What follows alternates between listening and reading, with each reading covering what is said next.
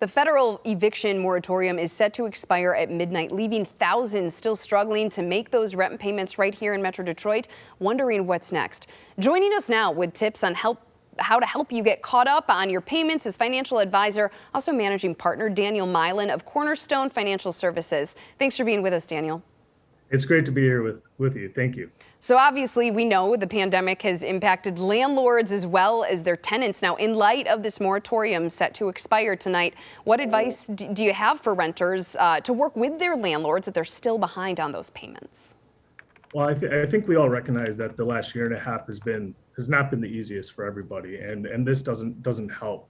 But typically when we're talking to our clients or people that we know, when working with their landlord, communication is key. And I think that the best way to phrase it is that it's a stormy patch, one that we're just trying to get through the other side. And if you explain that situation to the landlord, they're more likely or willing to work with you on a payment plan or some sort of acceptable maybe rent decrease for a period of time. But again, the communication is the key. So kind of reaching out, letting your landlord know where you are. Exactly.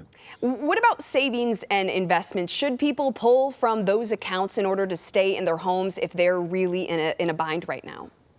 Yeah, I mean, typically everyone's always told your investments are for your retirement. Don't touch them, stay away from them. But, investments are also a nest egg at the end of the day. And when you're in crisis, sometimes you need to reach into that nest egg to get over to the other side. We're trying to look at this as an unexpected situation because of everything that's happened the last year and a half. And while we're typically told not to touch those nest eggs, when you're in crisis, it doesn't, this is the time to reach into that nest egg and maybe make that hardship withdrawal, understanding what the results of that are going to be. But don't take more than what you need. Only take what you need to be able to get through this patch with your landlord.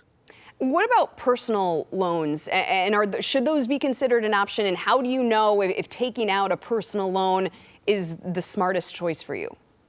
So we always tell everybody a personal loan is a last resort. We don't want to add debt, especially when you're going through a time of crisis. But if your landlord's not willing to work with you, if maybe you don't have the investments or the nest egg that you need, adding debt can be an option.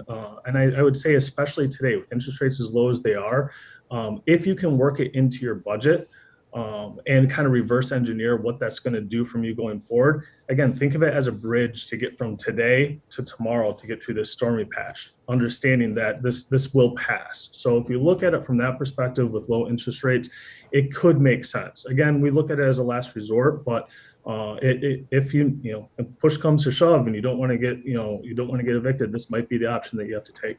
And I know that thousands of people are at that crossroads right now. They want to stay in their homes. Are you seeing any clients reaching out financially to friends and family right now for help?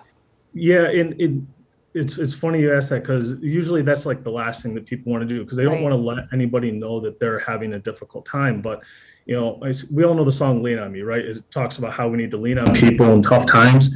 Well, if our family and friends don't know that we're having an issue, they can't help you. So it's almost similar to with the landlord. Communication is key. Talk to your family and friends and let them know that you're having an issue. The last year and a half hasn't been the easiest, and I think that maybe the optimist in me would like to think that more people are willing to help than maybe you would think that they would be. Daniel Milan of Cornerstone Financial Services, thank you for that helpful advice, and thank you for joining us this morning. I appreciate it. Thank you for having me.